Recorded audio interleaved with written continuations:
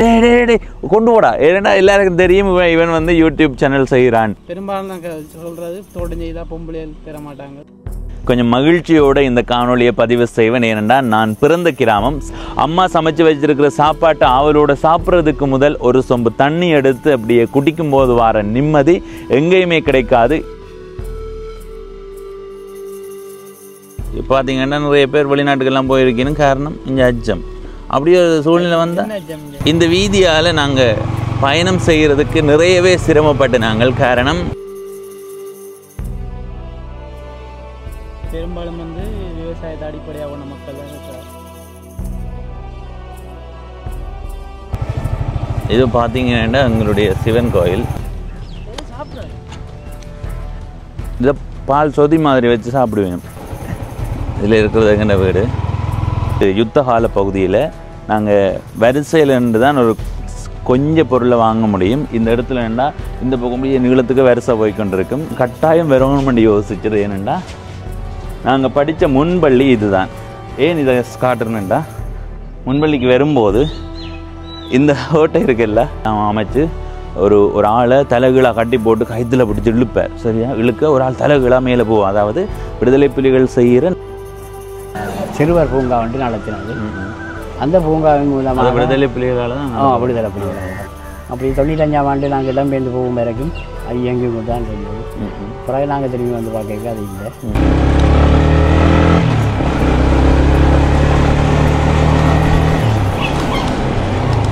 ஓ அவர் இருந்த காலத்தில் வந்து உண்மையில புள்ளியல் பாதுகாப்பாக இருந்தது. இப்போ அந்த பாதுகாப்பு இல்லை. அவ்வளவு சோலையாக இருக்குதுண்டு மேலே பாருங்க. அந்த நினைவுகள் இதுக்குள்ளே நிறைய இருக்குது. நான் இங்கே 6ஆம் ஆண்டு வரைக்கும் படித்தேன்னா இதுக்குள்ளே பாருங்க நிறைய வாழை தோட்டங்கள். இதில் அண்ணாவினுடைய வாழை தோட்டம், அப்பாவினுடைய வாழை தோட்டம், சித்தப்பாவினுடைய வாழை தோட்டம். நிலாவரை கிணற்றில் இருந்து தோட்டம் செய்கிறவர்களுக்கு நீர் வழங்கப்பட்டது. திருமணம் செய்த வருடத்தில் நட்ட மரம். என்னை பொறுத்த வரைக்கும் என்னுடைய கிராமத்தில் இருக்கிற அந்த தோட்டம் தான் எனக்கு பிடிச்சிருக்கு. நாங்கள் பிறந்து வளர்ந்த அந்த கிராமம் தான் எங்களுக்கு 100% மகிழ்ச்சியை கொடுக்கும்.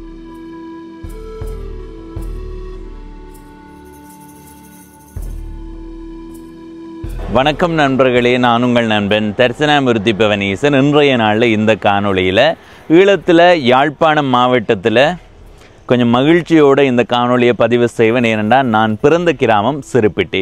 சிறுப்பிட்டியில் வடக்கு, கிழக்கு, தெற்கு, மேற்கு, மத்தி என்று 5 பிரிவுகளாக இருக்குது. இன்றைய நாளில் சிறுப்பிட்டி மேற்குக்குள்ள அடங்குகிற இடங்களை தான் உங்களுக்கு காட்ட போகிறேன். இந்த காணொலியை முழுமையாக பார்த்து இந்த காணொலி பற்றி உங்களுடைய கருத்தை பகிர்ந்து கொள்ளுங்கள். இதுவரை பவனீசன் என்ற இந்த யூடியூப் சேனலை சப்ஸ்கிரைப் செய்யாதவர்கள் சப்ஸ்கிரைப் செய்து பக்கத்தில் இருக்கிற மணிபத்தன் பெல் ஐக்கானை அழுத்தி இணைந்திருங்கள். அப்போ தான் நான் போடுற ஒவ்வொரு காணொளியும் உங்களை வந்து சேரும். இப்போ நான் நிற்கிற வீதி ராச வீதி அல்லது ராசப்பாதை. இதில் இருந்து இந்த பக்கமாக போனால் நிலாவரை கிணத்தடிக்கு போகலாம். இதில் இருந்து இந்த பக்கமாக திரும்பி 12 கிலோமீட்டர் பயணம் செய்வமாக இருந்தால் யாழ்ப்பாண நகர பகுதிக்கு போகலாம். இப்போ நாங்கள் இந்த இடத்துல இருந்து எங்களுடைய காணொலியை தொடங்கி சிறுப்பிட்டி மேற்கில் இருக்கிற பகுதியை உங்களுக்கு காட்ட போகிறோம். சிறுப்பிட்டி மேற்கிலேயுமே 2 பகுதிகள் இருக்குது. குறிப்பாக அந்த சனசமூக நிலை அடிப்படையில் ஒன்று எங்களுடையது, இன்னொரு கிராமமும் இருக்குது. எனவே அந்த 2ஐயுமே இன்றைய நாள் இந்த காணொலியில் அடக்கிறதுக்கு முயற்சி செய்கிறேன். அப்படி அதை ஒரு காணொலியில் அடக்க முடியலையேண்டா நாளைய நாளில் மற்ற கிராமத்தை பதிவு செய்கிறேன். நிறைய இடத்த நான் சொல்லணும்னு யோசிக்கிறது. ஏதோ ஒரு சூழ்நிலையால் எங்களுடைய ஊரில் இருந்து வெளி இடத்துக்கு போகிறோம்டா ஒரு 5-6 நாள் கழித்து எங்களுடைய ஊர் பக்கம் திரும்ப வரும்போது இந்த ராசபாதையால் வந்தால் இவர்த்தடிக்கு வந்தாலே ஒரு மகிழ்ச்சி கொண்டு வரும். அதே மாதிரி A9 வீதியால் பயணம் செய்து நாங்கள் புத்தூர் சந்தி வந்து அப்படியே திரும்பி எங்களுடைய அந்த ஊருக்கு வார சந்திக்கு வரும்போது ஒரு விதமான மகிழ்ச்சி. அப்பாடா எங்கள் கிராமத்துக்கு வந்துட்டோம்னா அந்த அளவுக்கு எல்லாருக்குமே தாங்கள் பிறந்த கிராமம் என்றது அவ்வளவு மகிழ்ச்சியையும் நிம்மதியையும் கொடுக்கக்கூடியது. சிறுப்பிட்டி என்று சொன்னால் தண்ணிக்கு பஞ்சமே இல்லை. 198% அவ்வளவு நல்ல தண்ணி தான். சில இடங்களில் மட்டும் சாதுவான சவர்த்தன்மை இருக்கிறதா சொல்லப்படுது. வெளி மாவட்டத்துக்கு போய் 5-6 நாட்களுக்கு பிறகு கிராமத்துக்கு வந்து அம்மா சமைச்சு வச்சிருக்கிற சாப்பாட்டை அவளோட சாப்பிட்றதுக்கு முதல் ஒரு சொம்பு தண்ணி எடுத்து அப்படியே குடிக்கும் போது வர நிம்மதி எங்கேயுமே கிடைக்காது. இதை நான் சொல்லும்போது நீங்கள் சாதாரணமாக எடுத்துக்கொள்ளலாம். ஆனால் எனக்கு என்னுடைய கிராமத்துக்கு வந்தாலே ஒரு விதமான மகிழ்ச்சி. அந்த கிராமத்தை இன்றைய நாளில் உங்களுக்கு சுற்றி காட்டுறேன். வாங்கோ போவோம். இது ராசபாதை. இந்த வீதியினுடைய 2 பக்கங்கள்லையுமே தோட்டங்கள் தான். கொஞ்ச தூரம் போனால் குடியிருப்புகள் இருக்குது. இந்த வீதியினுடைய வலப்பக்கம் எங்கால தோட்டம், அதை தாண்டி எங்கால குடியிருப்புகள் இருக்குது. இந்த வீதியினுடைய இடப்பக்கம் பெரும்பாலா தோட்டம் தான் இருக்குது. இதுக்குள்ள குடியிருப்புகள் இல்லைன்னு தான் சொல்ல முடியும். இதுக்கு அங்கால போனால் அச்சொலு என்ற கிராமத்துக்குள்ளே நாங்கள் நுழையலாம். நிறைய தோட்டங்கள், அவ்வளவு தோட்டங்கள் ரெண்டு பாருங்க. கண்ணு கட்டிய தூரம் வரைக்கும் தோட்டங்கள் எல்லாம். அப்படியே வலப்பக்கம் திரும்பினீங்கன்னா இதுதான் எங்களுடைய தோட்டம். இதில் இருக்கிறது, அடுத்தது இதில் இருக்கிறது. நாங்கள் இந்த வீதியால் போகணும். அதுக்கு முதல் நேர கொஞ்சம் தூரம் போய் இடப்பக்கம் திரும்புவோம், தோட்ட வழியை உங்களுக்கு காட்டுறதுக்காக. இந்த தோட்டம் நீங்கள் நாளாந்தம் பவனீசன் தோட்டம் செய்யும்போது பார்த்துருப்பீங்க.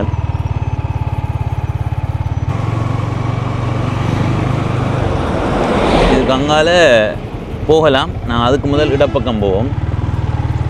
இதால் இப்படி நேராக போனோம்னா அதில் வர வலப்பக்க வளைவோட சிறுப்பிட்டி முடியுது. அதுக்கு அங்கால அச்சொலு வேவிபுரம் பெறும். இதில் பாருங்க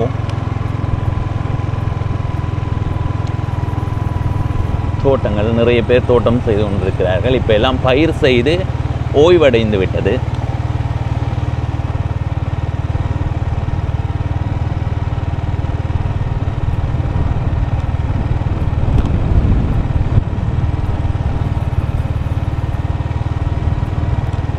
எப்படி இருக்குன்னு சும்மா பச்சை பசையிலண்டு தோட்டம் உண்டா பச்சை பசையிலண்டு தான் இருக்குமென்னு நீங்கள் யோசிக்கக்கூடாது. சொல்கிறேன் ஒரு பேச்சுக்கு. இதில் வேறுங்கோ வெங்காயத்துக்கு மருந்தடித்து கொண்டு இருக்கிறார்கள்.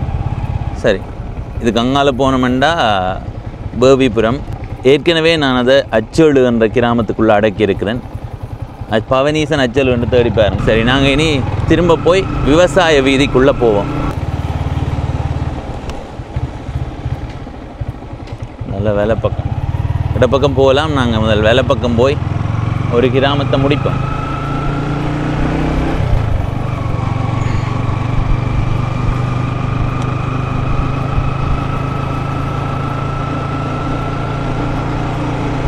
இதால் இடப்பக்கம் திரும்புவோம்.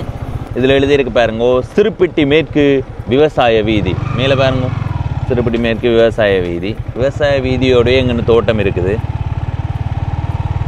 இப்போ நாங்கள் இந்த வீதியால் பயணம் செய்வோம். விவசாய வீதி என்றால் 2 பக்கமுமே தோட்ட நிலங்கள் தான். இந்த வீதியால் நாங்கள் பயணம் செய்கிறதுக்கு நிறையவே சிரமப்பட்டு நாங்கள். காரணம், இந்த வீதி போடப்படாமல் நிறைய குன்றும் குழிகளுமாக இருந்தது. மழை நேரங்களில் இந்த வீதியால் பயணம் செய்து வாரது சரியான சிரமம். ஏனெண்டா வெள்ளக்காடாக இருக்கும். ஆனால் இப்போ வீதி போட்டாச்சு. இப்போ போட்டு முடிஞ்சு ஒரு 2-3 நாள் தான் வரும்.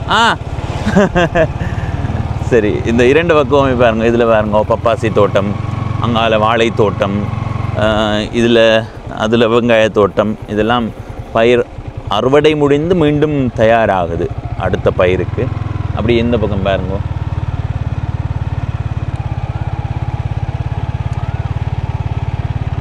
இதில் புகையிலை அறுவடை முடிஞ்சது. அதில் வாழை தோட்டம் பாருங்க.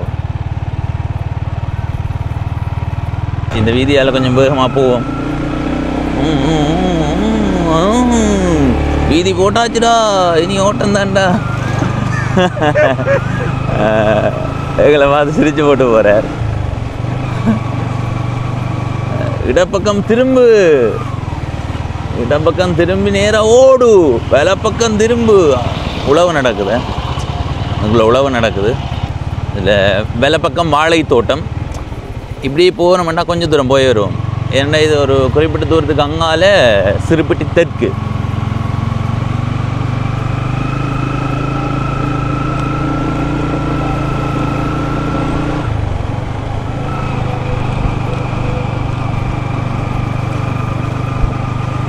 அப்படி இருக்கு கிராமம்.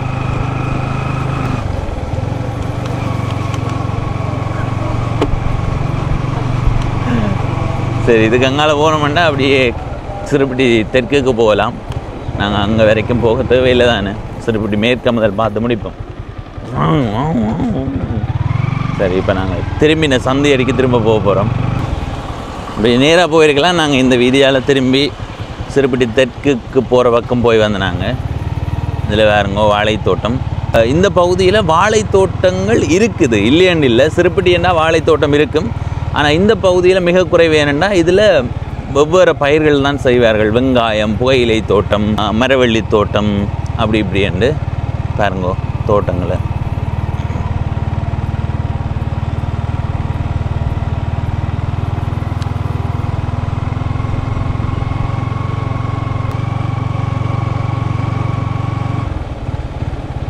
இதுதான் எங்களுடைய ஊர் கோயில், சிவன் கோயிலுக்கு போகிற சந்தி. இது விவசாய வீதி. இதில் பாருங்க, நாங்கள் ராசபாதையில் காட்டினமே அங்கே ஆரம்பிக்கிற விவசாய வீதி இங்கே வரைக்கும் வந்து தான் முடியுது. இந்த சந்தி இருக்குல்ல, இந்த சந்தியில் இந்த பக்கமாக போகுமா இருந்தால் சிறுபட்டி மத்திக்கு போகலாம். இப்படியே போய் பருத்தித்துறை வீதியில் ஏறலாம். இப்படி போனோம்னா சிறுபட்டி மேற்கு. இதில் இடப்பக்கம் திரும்பி போனோம்னா எங்களுடைய ஊர்கோயில், எங்களுடைய அக்காவினுடைய திருமணம் நடந்த கோயில் இருக்குல்ல, அது இருக்குது, காட்டுறேன். நான் ஏற்கனவே பார்த்துருப்பீங்க, இருந்தாலும் காட்டுறேன்.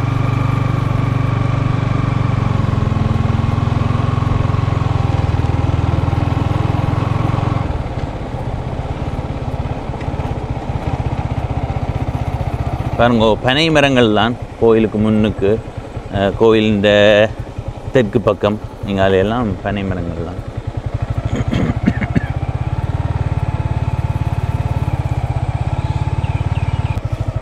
இது பார்த்தீங்கன்னா எங்களுடைய சிவன் கோயில், பார்த்துருப்பீங்கன்னு நம்புகிறேன்.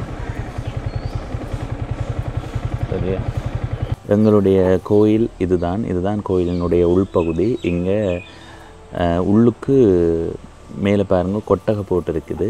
ஆனால் சுற்றவரை இன்னும் போட்டு முடியலை, முன்பகுதி மட்டும் போட்டிருக்குது.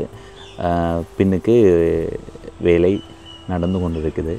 எதிர்காலத்தில் சுற்றவரை கொட்டகையெல்லாம் போட்டு முடிப்பார்கள் என்று நம்புகிறேன். இப்படியே எங்களுடைய கோயிலினுடைய சுற்றுப்பகுதியை பாருங்க.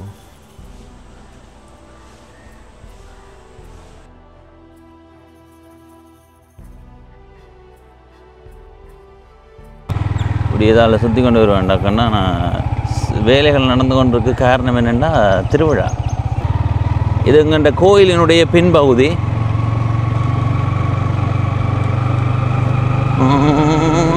நல்ல காலமடாப்பா விழுந்துருக்கும். இதில் பூந்தோட்டம், பின்னுக்கு கொட்டகை இனித்தான் போடுபட போகுது. வேலை நடந்து கொண்டு இருக்குது.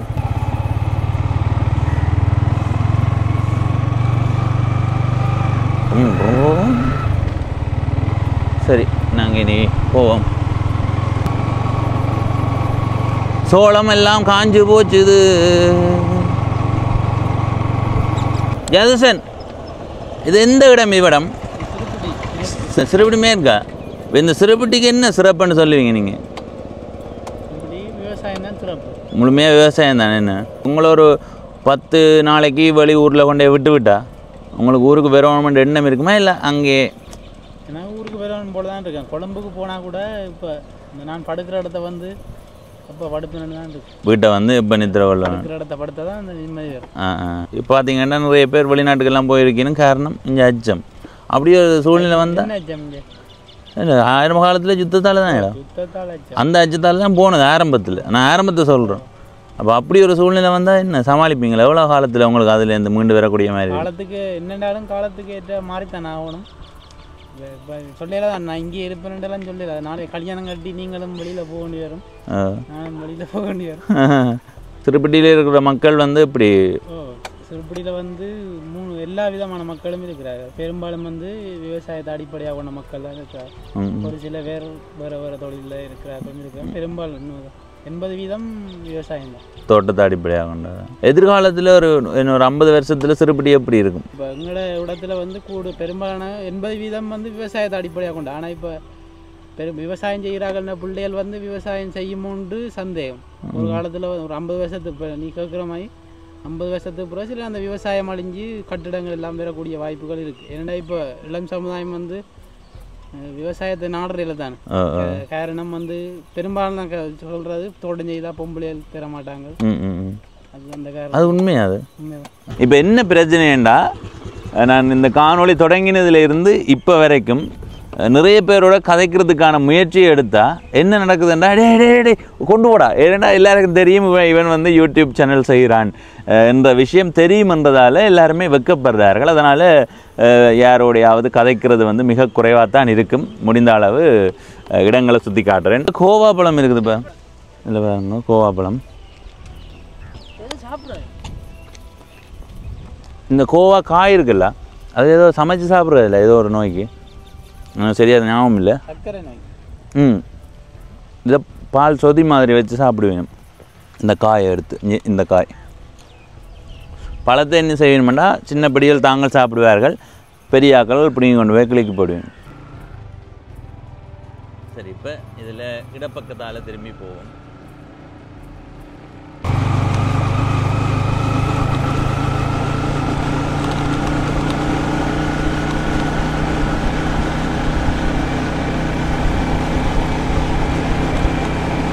இப்படியே வேலை பக்கம் திருப்புவோம். வேலை பக்கம் போனோம்னா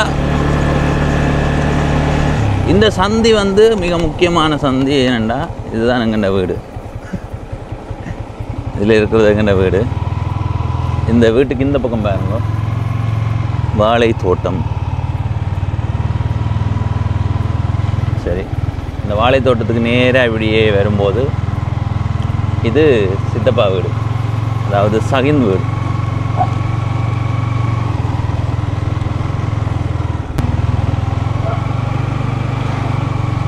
இந்த பக்கம் வந்தால் இடப்பக்கம் பாருங்க, தோட்டங்கள். இதால் வெலை பக்கம் போவோம். வெலை பக்கம் போனால் இங்கே ஒரு முக்கியமான இடம் ஒன்று இருக்குது, அது அந்த பக்கத்தால் காட்டுவோம். இந்த பக்கம் முதல் காட்டுவோம். என்ன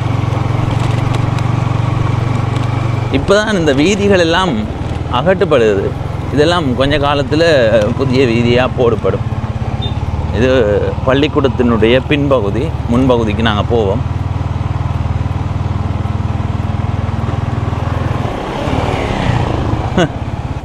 இதால் இப்படியே வரும்போது இடப்பக்கம் பாருங்க, இது வந்து எங்களுடைய சமூக நிலைய பொது மண்டபம். உள்ளுக்கு சின்ன பிள்ளைகளுக்கு வகுப்பு நடக்குது, படித்த சத்தம் இருக்குது. ஒண்டும் ஒண்டும் டண்டே என்று படித்த சத்தம் இருக்குது. மேலே பாருங்க, ஜனசக்தி, சிறுபடி மேற்கில் ஜனசக்தி என்றது ஒரு சின்ன கிராமம். சரி, இப்போ எங்களுடைய கிராமத்தினுடைய சமூக நிலைய பகுதியில் நிற்கிறோம். இதில் இருக்கிற கட்டடம் முன்பு வந்து சங்கக்கடையாக இருந்தது. முன்பு வந்து யுத்த கால பகுதியில் நாங்கள் வரிசையில் இருந்து தான் ஒரு கொஞ்சம் பொருளை வாங்க முடியும். இந்த இடத்துல என்னன்னா, இந்த பக்கம் நீளத்துக்கு வரிசை போய்கொண்டிருக்கும், இரண்டு பக்கமே வரிசை போகும். இப்போ வந்து இது பல கால கட்டடம், இதெல்லாம் சேதப்பட்டு போயிருக்கு. இதில் வந்தீங்கன்னா இன்னொரு கொஞ்சம் நேரம் நின்றால் ஏதாவது மேலே வந்து காகம் எச்சம் போட்டால் கூட இந்த கட்டடம் முடிஞ்சு விழுந்து போக வேண்ட மாதிரி இருக்குது. இப்போ பழமையை பாதுகாக்க வேண்டும், இருந்தாலும் இது எதிர்காலத்தில் உடைக்கப்பட வேண்டிய சூழ்நிலை. என்னென்னா இது வந்து அதனுடைய தன்மை கெட்டு போயிருக்குது. சரியா, அடுத்தது அப்படியே வாங்கும். இது வந்து கரப்பந்தாட்டம் நடக்கிற பகுதி. அதில் பார்த்திங்கன்னா சுற்றி வர வலை போடுறதுக்கான வேலைகள் நடந்து கொண்டு இருக்குது. தற்காலிகமாக போடப்பட்டிருக்குது. சுத்த வரை இன்னைக்கு கம்பி அடிச்சுது. பந்து வந்து பக்கத்து வீட்டுக்குள்ளே போகாத மாதிரி அந்த மாதிரி போடுறதுக்கு வேலைகள் நடந்து கொண்டிருக்கு, காட்டியிருப்பேன். இது புதிதாக கட்டப்பட்டது இந்த பகுதி. இது வந்து பழமையாக பாதுகாக்கணுமென்ற ஒரு எண்ணத்தோடு இதோடு நிறுத்தப்பட்டது. ஆனால் அது பார்க்கும்போது பெரிய அளவு பாதிப்பு. அதனால் அதை இடித்து இந்த மாதிரி என்ன சொல்கிறது, இருந்து பார்வையிடுற மாதிரி மாற்ற வேண்டியது தேவைன்னு நினைக்கிறேன். அப்படியே வந்தால் இந்த இடத்துக்கு நான் கட்டாயம் வரணுமென்று யோசிச்சது. ஏனெண்டா நாங்கள் படித்த முன்பள்ளி இதுதான். எனக்கு இந்த இடத்துக்கு வந்தால் ஒரு விதமான மகிழ்ச்சி, கவலை எல்லாமே வந்து போகுது. இதுதான் முக்கியமானது. இதில் பாருங்க, சின்ன சின்ன ஓட்டை நிறைய இருக்குது. இது இப்போ முன்பள்ளி இயங்குறது இல்லை. நான் காட்டினேன் ஏற்கனவே பொது மண்டபம் அந்த பகுதியில், அங்கால தான் இங்கே வந்து இப்போ முன்பள்ளி இயங்குறது. இதுக்குள்ளே இப்போ இயங்குறது இல்லை. ஏன் இதை காட்டுறேன்டா, முன்பள்ளிக்கு வரும்போது இந்த ஓட்டை இருக்குல்ல, இதுக்குள்ளே சின்ன பிள்ளைகளினுடைய செருப்பு கொழுவி இருக்கும். நாங்கள் வந்த உடனே இதில் கொழுவி விட்டுருவோம் பாருங்க, சரியா? அப்படி இந்த பகுதியெல்லாம் செருப்பு தான். இதில் ஒரு ஆளுட செருப்பு, இதில் ஒரு ஆளுட செருப்பு, இதில் ஒரு ஆள், அப்படி இப்படி வந்து இது முழுவதுமாக செருப்பு. அப்படி இந்த பக்கம் வந்தால் இதுலேயுமே செருப்பு இருக்கும், சரியா? இது வந்து எனக்கு நினைக்கும் போது அந்த பழைய ஞாபகங்கள் வந்து போகுது. அக்காவுக்கும் எனக்கும் 1 வயது தான் வித்தியாசம். இந்த முன்பள்ளியில் படிக்கும்போது அக்காவும் நானும் சேர்ந்து படிச்சிருக்கிறேன். அப்போ எனக்கு ஒன்று ஞாபகம் இருக்குது, ஒவ்வொரு வீட்டில் இருந்துமே ஒவ்வொரு அம்மா அப்பாவும் ஒரு நாளைக்கு சாப்பாடு கொண்டு வந்து எல்லாருக்கும் கொடுக்குறது. இப்போ எங்கள் வீட்டில் எங்கள்ட அம்மா கொண்டு வந்து எல்லா பிள்ளைகளுக்கும் கொடுக்குற. நாளைக்கு 2வது பிள்ளையாக என்னுடைய நண்பன் இப்போ கவின்னு வச்சுக்கொண்டா, கவியினுடைய அம்மா கொண்டு வந்து எல்லா பிள்ளைகளுக்கும் கொடுப்பா. அதுக்கு பிறகு இன்னொரு பிள்ளையினுடைய அம்மா வந்து எல்லாருக்கும் கொடுப்பா, அப்படி கொடுப்பா. அப்போ எங்கள் அம்மா வந்து சாப்பாடு கொண்டு வந்துட்டு ஒரு வட்டமாக இப்படி போட்டு கொண்டு போவா. அக்கா அங்கால இருந்தவா, அக்காவுக்கு போடையில. அப்போ நான் அக்காவுக்கு போடையிலையான்னு சொல்லி கேட்க, எங்கள் முன்பள்ளி ஆசிரியர்னுடைய பெயர் சுகந்தா டீச்சர்ன்னு தான் சொல்லுவோம். அவள் வந்து இல்லை போடுபடாதது என்றோடனே எனக்கு அழுக வந்தது. அழுது நான், எனக்கு ஞாபகம் இருக்குது இப்போவுமே. அந்த நினைவுகள் எல்லாம் வந்து போகுது. இது மேடை. இந்த மேடை வந்து எனக்கு எப்படி ஞாபகம் இருக்குண்டா, இதெல்லாம் இப்போ என்ன சொல்கிற பயன்படுத்துறது இல்லை, மேடையே பயன்படுத்துறதே இல்லை. இந்த விளையாட்டு மைதானம் தான் பயன்படுத்தப்படுது. ஏன் இந்த மேடை பயன்படுத்தப்படுறது இல்லையாண்டா, இப்போ வந்து இந்த மாதிரி நிகழ்வுகள் வைக்கிறதே இல்லையே.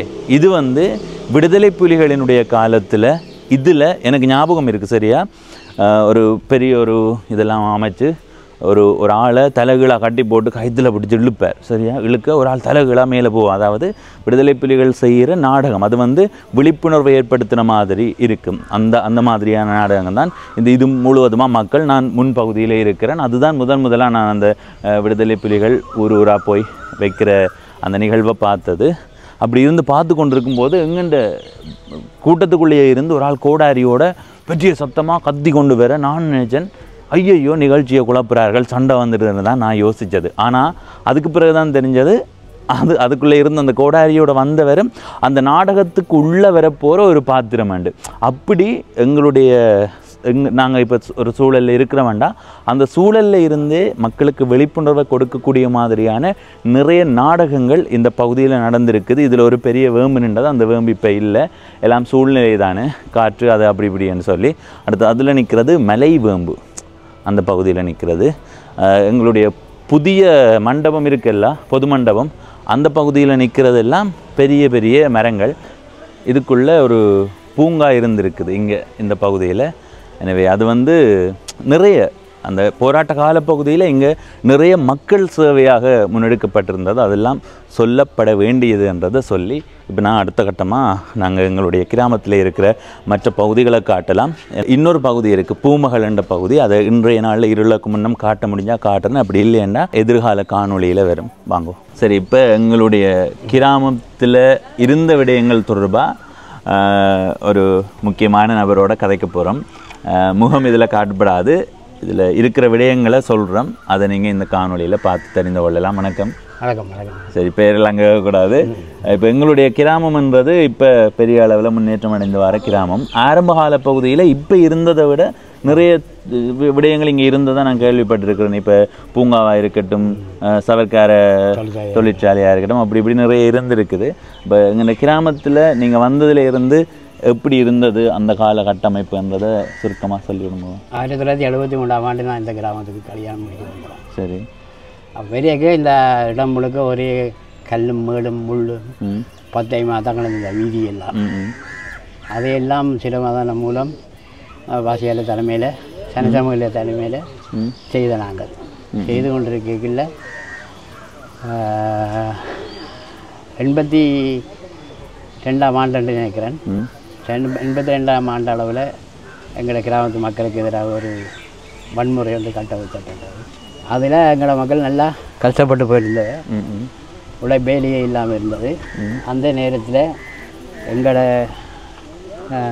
மக்கள் நன்மையை கருதி யாழ் மனித முன்னேற்ற நடுநிலையம் வந்து இங்கே ஒரு சவுக்கர தொழிற்சாலையை உருவாக்கி அதன் மூலம் கணிசமான அளவு பெண்களுக்கும் ஆண்களும் அதில் வேலை செய்து கணிசமான அளவு பங்கு பெற்று நடந்து கொண்டிருந்தது. அந்த நேர பொருளாதார கஷ்டத்தால் பொருளாதார தடையாலையும் சவுக்காரத்துக்குரிய மூலப்பொருட்கள் எடுக்கிறதாலையும் அந்த தொழிற்சாலை இடையில நின்று போச்சு. சரி. அதுக்கு பிறகு இந்த கிராமத்தில் வந்து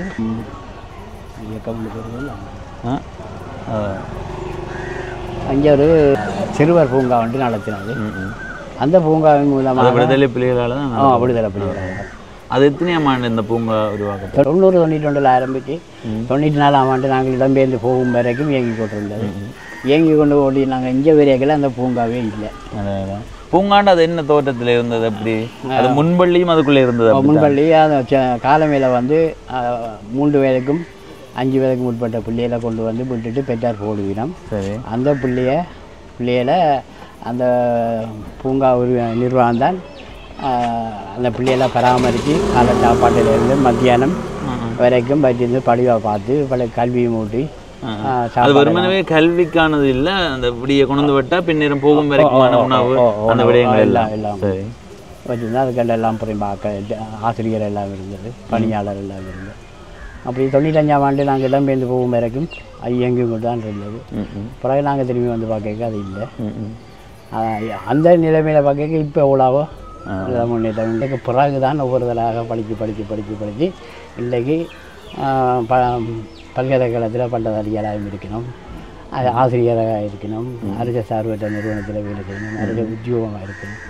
அதை பார்க்க இப்போ நல்லா இருக்குது. இப்போ நீங்கள் சொல்கிறீங்கல்ல அந்த பூங்கா இங்கே விடுதலை புலிகளால் இயக்கப்பட்டது, அந்த பூங்கா நீங்கள் 95ஆம் ஆண்டு இடம்பெயர்ந்து போய் வந்ததுக்கு பிறகு இல்லை. ஆனால் அந்த பூங்கா நீங்கள் இடம்பெயர்ந்து போகாமல் இந்த மக்கள் இங்கேயே தொடர்ச்சியாக வாழக்கூடிய நிலை இருந்திருந்தால் அந்த பூங்காவால் இந்த கிராமம் இன்னும் பெரிய அளவில் வளர்ச்சி கண்டிருக்கும்னு நினைக்கிறீங்க? சரியான வளர்ச்சி, எதிர்பார்க்க முடியாத வளர்ச்சி வந்திருக்கும் கல்வியால். ஏன்னு சொன்னால் நாங்கள் முந்தைய ஆரம்பத்தில் பள்ளிக்கூடம் பொருளாதார தடையால் பள்ளிக்கூடம் பள்ளிக்கூடத்தில் பிள்ளைகள் படிக்கிறதுக்கு இரவில் படிக்கிறதுக்கு வீட்டில் லைட் வசதி இல்லை. நாங்கள் சனசமல்லி நிலையத்தில் ஊடாக பெட்ரோமேக்ஸ் வச்சுருந்து பள்ளிக்கூடத்தில் கொண்டு இரவு நேர வகுப்பு நடந்தது, மீட்டல் வகுப்பு. அதில் பெருசாகவே திரும்பி படிப்பினா நாங்கள் தெரியாத சொல்லிக் கொடுப்போம். அதுக்கு பொறுப்பாக இருந்து செய்த நாங்கள். ஆனால் அதே நேரம் அந்த பூங்கா வந்ததுக்கு பிறகு இப்போ இருக்குமென்று சொன்னால் இன்னும் நிலைமை எங்கேயோ இருக்குது. படி அந்த இடப்பெயர்வால் தான் அது இல்லாமல் போனதா? சரி, நன்றி. பூங்கா விடுதலை புலிகளால் இயக்கப்பட்டு வந்ததாக சொல்லியிருந்தேன். அந்த பூங்காவில் சின்ன உதவியாளராக நின்று இருக்கக்கூடிய ஒரு அண்ணா. வணக்கம் அண்ணா. வணக்கம். உன்னோட பேர்? செல்வம் சதீஷ்கரன். சதீஷ்கரன். ஏன் அப்படி பேர் வச்சேன்? அது அவர் செல்வமாக இருந்தபடியே செல்வம் வச்சது. அதே சதீஷ்கரன் வச்சது சதி செய்ததாலியா? அப்படி இருக்கலாம். சரி, இது இந்த பூங்காவில் படிச்சிருக்கீங்களா நீங்கள்? பூங்காவில் நான் படிக்கல. பூங்காவில் சில பிள்ளைகள் படித்தவை, ஆனால் அவையெல்லாம் இப்போ அதில் நிற்கணும்.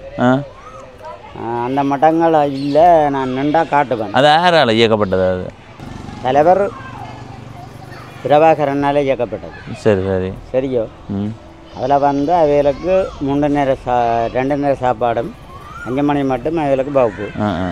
அப்படி இயக்கினா காசு கொடுக்கவே தேவை இல்லையா? காசு ஒன்றும் தேவை, இலவசம். கல்விக்காக என்ன? கல்விக்காண்டி படிப்பிக்காது. அதுக்கு என்னென்ன இருந்தது அதுக்குள்ளே? அதுக்குள்ளே வந்து சிறுவர் பூங்கான்னு சொல்லி வந்து கணக்க மிருகங்கள் வச்சுருந்தது. மிருகங்கள் அந்த சிலையாவோ இல்லை உண்மையிலே? இல்லை இல்லை, உண்மையான மிருகம். புறாவிலிருந்து முயல்லிருந்து மற்ற லவர்ஸ் குருவிகள் அப்படி வச்சுருந்தது. ஆனால் அந்த நேரம் வந்து இந்த பூங்காவில் வந்து நானும் கொஞ்சம் உதவியாக நின்றேன். இல்லை, இல்லாத போனது உண்மையில் கவலை தான். ஏன்னு சொன்னால் இப்போத்தே பிள்ளைகள் வந்து படிக்கிறது சரியான கஷ்டம். சரியோ. அந்த நேரம் இயக்கம் வந்து அதை நடத்தி கொண்டு இருக்க வந்து பிள்ளைகளை வந்து இங்கே விட்டுட்டால் அவையில் வேலைக்கு போய் வர மாட்டோம். 5 மணி பிறகு தான் அவையில் வீட்டை போடுறது. சரிங்க. அவையில் இப்போ எந்த 5 மணி பிறகு அவையில் வேலையில் வந்தால் பிள்ளைகளை கூட்டிக்கொண்டு போகுது. ஆனால் இப்போத்தே பிள்ளைகளை வந்து அப்படி படிப்பிக்கலாம். அவர் இருந்த காலத்தில் வந்து உண்மையில் பிள்ளைகள் பாதுகாப்பாக இருந்தது. இப்போ அந்த பாதுகாப்பு இல்லை. சரி அண்ணா, நன்றி. நன்றி, வணக்கம். இப்படியே இந்த பக்கமாக போவோம்.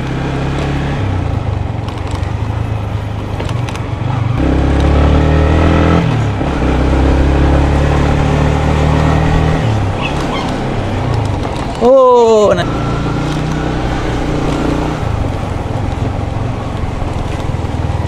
அதால் இப்போ நாங்கள் இடப்பக்கம் போவோம், அதில் வர சந்தையால் திரும்பி வருவோம்.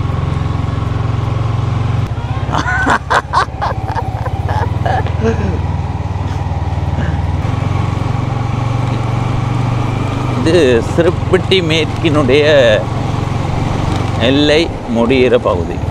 இதுக்கு அங்கால சிறுப்பிட்டி வடக்குன்னு நினைக்கிறேன், வடக்கு தான். இப்படியே வந்தோம்னா இதில் இருக்கிறது பொது நோக்கு மண்டபம் சிறுப்பிட்டி மேற்கு. இதுக்குள்ள கிராம சேவகர் இங்கே தான் இருப்பார். வேலை இப்போ இடப்பக்கம் திரும்புவோம். இதில் பாருங்க ஒரு விளையாட்டு மைதானம் இருக்குது. சிறுப்பிட்டியில் இருக்கிற பள்ளிக்கூடத்தினுடைய விளையாட்டு மைதானம். நிறைய சிறுவர்கள் இளைஞர்கள் நின்று விளையாடி கொண்டிருக்கிறார்.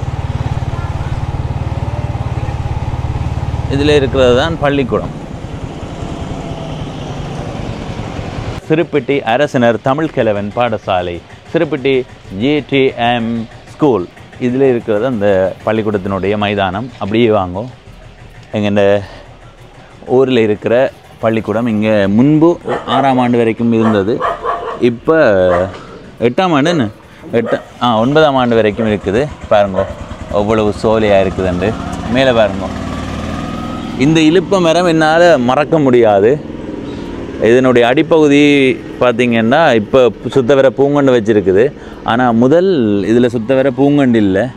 எப்படி இருந்ததுன்னா மணல் தன்மையாக இருக்கும். அந்த மணல் தன்மையில் இப்படி வேர் இருக்கும். இல்லைங்க இதில் பாருங்க, இப்படி வேர் இருக்கும். இதுக்குள்ளே இப்படி இருக்குல்ல. ஆனால் உள்ளுக்கு இருக்கிறது பெரிய அந்த முதிர்ந்த மரம்ன்றதால இப்படி பள்ளமாக அப்படி இப்படி வந்து இருக்கும். நானும் மதியுவனும் என்ன செய்வோம் வேண்டாம், மண் அள்ளி மேலே போட மண் அப்படி வந்து வந்து வந்து அடியில் விழும்.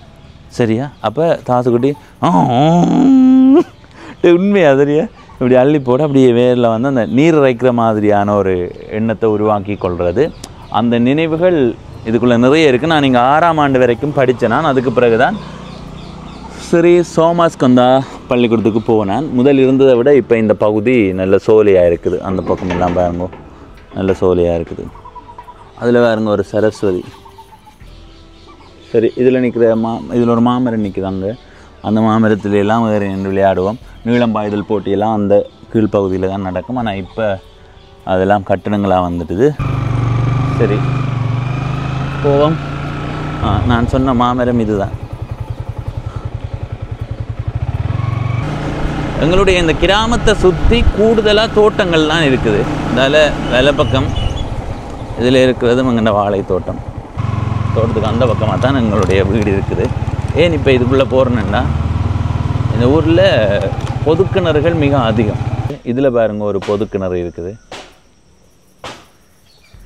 முன்பு பொதுக்கிணறுகளை அதிகமாக பயன்படுத்துவார்கள். ஆனால் இப்போ ஒவ்வொரு வீட்டுக்கும் ஒரு கிணறு இருக்கிறதால பொதுக்கிணறுகள் அனாதையாக இருக்குது. நாங்கள் நிறைய கிராமங்களுக்கு போகும்போதெல்லாம் இப்படி தான் பொதுக்கிணறுகள் இருக்கிறது. அடுத்த பொதுக்கிணறு. இதால் வலப்பக்கம் போனால் அடுத்த கிராமம் நான் சொன்னேன் சிறுப்பிட்டி மேற்கில் சிறுப்பிட்டி மேற்கு ஜனசக்தி, என்னோட சிறுப்பிட்டி மேற்கு பூமகள். இன்றைய நாளில் சிறுப்பிட்டி மேற்கு ஜனசக்தியை காட்டினான். நாளைய நாளில் சிறுப்பிட்டி மேற்கு பூமகளை எடுத்து போடுறேன். இப்போ எங்களுடைய வீட்டடிக்கு வந்துட்டோம். இப்போ காணொளி முடிய போதான்னு கேட்டால் இல்லை, இதுக்குள்ளே எங்களுடைய வாழை தோட்டத்துக்கு போய் வருவோம். இதுக்குள்ளே பாருங்க நிறைய வாழை தோட்டங்கள். இதில் அண்ணாவினுடைய வாழை தோட்டம், அப்பாவினுடைய வாழை தோட்டம், சித்தப்பாவினுடைய வாழை தோட்டம், தெரிந்த நண்பர்கள் பெரியவர்களினுடைய வாழை தோட்டங்கள் எல்லாம் இருக்குது. இது எங்களுடைய வாழை தோட்டத்தில் இருக்கிற பொதுக்கிணறு. இது தனியொரு ஆழ்ந்த கிணறு இல்லை, பொதுக்கிணறு. அடுத்தது இந்த 3 பொதுக்கிணறு தான் இருக்கான்னு கேட்டால் இல்லை. அந்த பக்கம் அப்படி நாங்கள் ஒவ்வொரு பொதுக்கிணறையும் எண்ணி அதை மட்டுமே காட்ட போனால் அதே ஒரு 20 நிமிடத்துக்கு காட்டலாம் என்ற அளவுக்கு நிறைய பொதுக்கிணறு இருக்குது. என்னை பொறுத்த வரைக்கும் அதுக்கு நான் அந்த சனசமூக நிலைய பகுதி காட்டினா இல்லை, அதுக்குள்ளேயே எனக்கு தெரிஞ்சு 2 பொதுக்கிணறு 2 or 3 பொதுக்கிணறு இருக்குது. அப்படின்னா ஏற்கனவே இந்த பகுதியில் 3 பொதுக்கிணறு காட்டிட்டேன். அங்கே 3 ஒரு குறிப்பிட்ட இடத்துக்குள்ளேயே 6 பொதுக்கிணறு இருக்குது. இது தோட்டத்துக்குரிய பொதுக்கிணறு. இது இருக்கிற பகுதியில் பாருங்க நிறைய மரங்கள், தென்னை மரங்கள், கமுகு மரங்கள், அப்படி இப்படி வந்து நிறைய மரங்கள் நிற்குது. இப்படியே நடந்து போனால் எங்களுடைய வீட்டுக்கு போகலாம். அதாவது பக்கத்து தான், எல்லாம் பக்கத்து தான் இருக்குது. நிலாவரை கிணற்றில் இருந்து தோட்டம் செய்கிறவர்களுக்கு நீர் வழங்கப்பட்டது. அதுக்கு வாய்க்கால் போட்டிருந்தது, அதாவது நீரோட்டத்துக்கான வாய்க்கால் போடப்பட்டிருந்தது. கான்கிரீட்டால் தான் கட்டப்பட்டிருந்தது. அந்த வாய்க்கால் காட்டுருவாங்க. அதில் நிற்கிற தென்னை மரம் தான் அப்பாவும் அம்மாவும் திருமணம் செய்ததுக்கு பிறகு நட்ட மரம். அந்த திருமணம் செய்த வருடத்தில் நட்ட மரம் 93ஆம் ஆண்டு நடப்பட்டதுன்னா இன்றைக்கி 2024 எத்தனை ஆண்டுன்னு யோசிச்சு பாருங்க. அந்த தென்னை மரத்தை பற்றி சொல்லும்போது தான் முக்கியமாக ஒன்று சொல்லணும். அக்காவும் மத்தானும் திருமணம் செய்த நேரத்தில் வீட்டு ஒரு மரம் நட்டினாங்க. அது ஒரு காணொலியாக போட்டிருந்தேன். கீழே நிறைய பேர் சொல்லியிருந்தார்கள், இது புதுசாக இருக்குது, நல்ல விடயம், வாழ்த்துக்கள் உண்டு. அப்போ நான் யோசித்தது எல்லாருமே கல்யாணம் செய்து அந்த வருடத்தில் ஒரு மரமாவது நடுவார்கள். ஆனால் நிறைய இடத்த அது புதுசாக பார்க்குறார்கள். அப்பாவும் அம்மாவும் கல்யாணம் செய்து 1993ஆம் ஆண்டு நடப்பட்ட மரத்தையும் உங்களுக்கு காட்டினான். அக்காவும் மத்தானு நட்ட மரத்தையும் காட்டினான். எனவே எங்களுடைய ஊரில் அது ஒரு வழக்கமான விடயமாக இருக்குது. இதே மாதிரி நீங்கள் செய்தால் ஒரு 30 வருடத்துக்கு பிறகு நீங்கள் கல்யாணம் செய்த அந்த வருடத்தில் நட்ட மரத்தை பார்க்கும்போது உங்களுக்கு மகிழ்ச்சியாக இருக்கும். இதில் பாருங்க, இதில் ஒரு கட்டு, இதில் ஒரு கட்டு, 2 கட்டு இருக்குல்ல, அந்த 2 கட்டுக்கு நடுவால் பாருங்க வாய்க்கால் அப்படியே ஓடுது. அதில் வர வேலி ஓரத்தால் அப்படியே ஓடிப்போய் அந்த இப்படின்னு சொல்லி நிறைய இடத்துக்கு நிலாவரை கிணற்றில் இருந்து தண்ணி கொடுக்கப்பட்டது பயிர் செய்கைக்காக. ஆனால் அது நிலாவரை கிணற்றினுடைய நீர்மட்டத்தை குறைக்கும் என்ற ஒரு பயத்தோடு இடைநிறுத்தப்பட்டதாக சொல்லப்படுது. ஆனால் என்னத்துக்காக அது இடைநிறுத்தினதுன்ற உண்மையான விவரங்கள் எதுவுமே தெரியாது. இப்போவுமே அந்த தண்ணி கொடுத்து கொண்டிருப்பார்களாக இருந்தால் நாங்கள் இதில் தண்ணி ஓடுறதை பார்த்துருக்க முடியும். ஆனால் பார்க்க முடியாது. இப்போ இந்த இடத்துல பார்த்திங்கன்னா அடையாளமாக இருக்குது. ஆனால் நிறைய இடங்களில் வாய்க்கால் இருந்ததுக்கான அடையாளமே இல்லாமல் போட்டுது. இதோட எங்களுடைய கிராமம் முடியுது. எங்களுடைய இந்த வாழைத்தோட்டத்துக்கு அங்கால பூமகள் என்று சொல்வார்கள். அதை இன்னொரு காணொலியாக தரணும். அதுலேயும் ஒரு வீடு இருக்குது.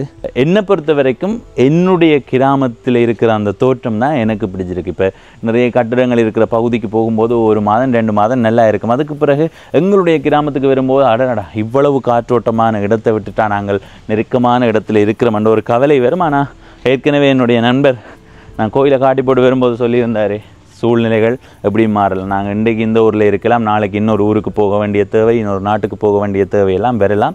அதுக்கு பிறகுதான் எங்களுடைய கிராமத்தினுடைய அருமை புரிய வரும். கட்டிடங்களும் பணமும் மிகப்பெரிய பொருளாதார நகரங்களும் எங்களுக்கு மகிழ்ச்சியை கொடுக்காது.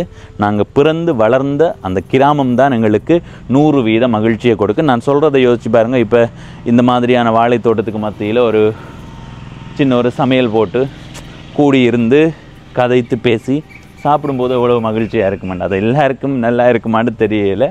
இப்போ என்னுடைய கிராமத்தை காட்டி இந்த காணொலியை நிறைவு செய்ய போகிறேன். நான் காணொலி ஆரம்பிக்கும் போதும் சொன்னான், சிறுப்பிட்டி மேற்கு, வடக்கு, கிழக்கு, தெற்கு, மத்திய என்று 5 பகுதியாக இருக்குது. அந்த 5க்குள்ளேயுமே நிறைய சின்ன சின்ன இடங்கள் இருக்குது. இப்போ சிறுப்பிட்டி மேற்கு எடுத்துக்கொண்டால் எங்களுடைய கிராமம் ஜனசக்தி, அடுத்தது பூமகள் என்ற 2 பகுதி இருக்குது.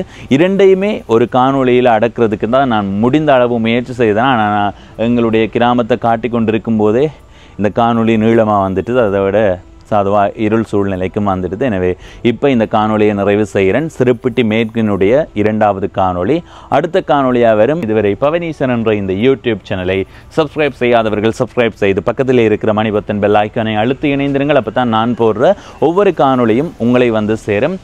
உங்களுடைய கிராமம் எது என்றதை பதிவு செய்யுங்கோ. எதிர்காலத்தில் உங்களுடைய கிராமத்துக்கு போயும் நான் காணொலிகளை பதிவு செய்ய தயாராகிறேன்.